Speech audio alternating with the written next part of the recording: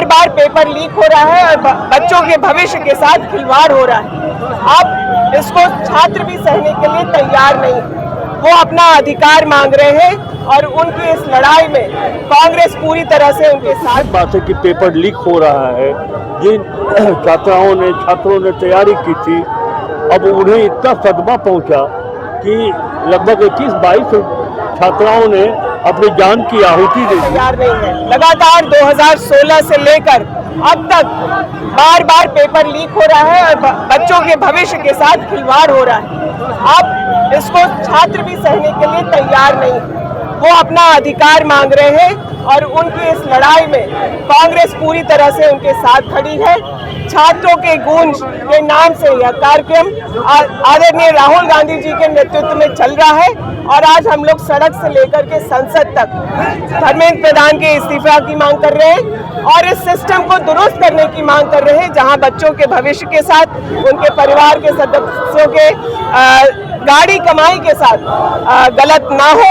और इसकी मांग लगातार आप देख रहे होंगे, हम लोग के नेता आदरणीय राहुल गांधी जी ने कोटा में कार्यक्रम किया, कल देहरादून में था और आगे हम लोग रांची जिला कांग्रेस कमेटी के नेतृत्व में जो आज ये कार्यक्रम था, इसको और आगे भी बढ़ाएंगे। बात इतनी सी है कि देश का भविष्य युवा है और युवा अगर हताश है, निराश है और उनके परिवार के लोगों की गाड़ी कमाई पूंजी खत्म हो रही है, तो ये बहुत अनुचित है और उस लड़ाई में हम लोग सड़क से लेकर संसद तक जाएंगे। युवाओं के साथ जो खिलवाड़ कर रही है, आज तो सिर्फ कांग्रेस पार्टी के तत्वाधान में यहाँ के युवक सड़क पर उतरे हैं, रांची के खिलालाल चौक तक आए हैं बिहार तरफ से।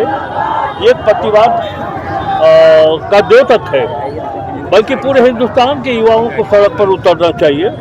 ये साधारण बात नहीं है। युवा हमारे देश के भविष्य हैं, हमारे देश के रीढ़ हैं, हमारे देश की शक्ति हैं। अब उनके साथ अगर खिलवाड़ करेंगे तो मैं समझता हूँ कि इससे बड़ा गैर लोकतांत्रिक सरकार हमने आज तक तो नहीं देखा है। 45 वर्ष मेरे भी हो गए हैं संसदीय अनुभव के। ये बहुत दुखद बात है कि पेपर लीक हो रहा है, जिन छात्रों ने तैयारी की थी, अब उन्हें इतना सदमा पहुंचा कि लगभग 21-22 छात्राओं ने अपनी जान की आहुति दे दी। इसके बाद भी भारत की सरकार के कान पर जू भी नहीं रेंग रहा है। तो मैं कहता हूं कि ये सरकार संविधान विरोधी सरकार है, लोकतांत्रिक विरोधी सरकार है। न सिर्फ धर्मेंद्र प्रधान जी को, बल्कि देश के प्रधानमंत्री आदरणीय नरेंद्र मोदी जी को अपने प्रधानमंत्री पद से इस्तीफा करना चाहिए। देखिए, मैंने ऐसा आज तक नहीं देखा है। जब हम गुलाम थे तो भी महात्मा गांधी जी के आंदोलन और उपवास को संज्ञान लेते थे, अंग्रेज शासन में संज्ञान लिया जाता था।